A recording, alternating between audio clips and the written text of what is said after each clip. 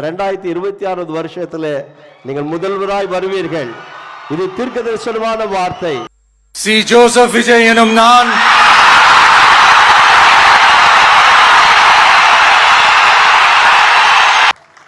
Praise the Lord.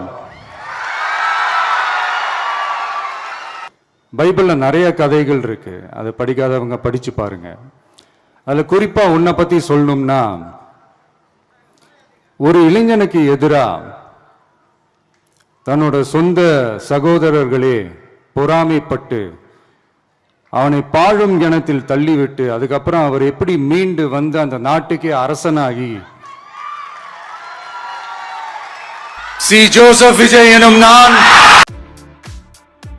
சட்டமன்ற பேரவையின் உறுப்பினராக தேர்ந்தெடுக்கப்பட்ட சி ஜோசப் விஜய் எனும் நான் சட்ட முறைப்படி நிறுவப்பெற்றுள்ள இந்திய அரசமைப்பு சட்டத்தில் உண்மையான நம்பிக்கையும் பற்றுறுதியும் கொண்டிருப்பேன் என்றும் இந்திய நாட்டின் இறையாண்மையையும் ஒருமைப்பாட்டையும் நிலைநிறுத்துவேன் என்றும் நான் மேற்கொள்ள இருக்கும் கடமையை நேர்மையுடன் நிறைவேற்றுவேன் என்றும் உளமாற உறுதி கூறுகிறேன்.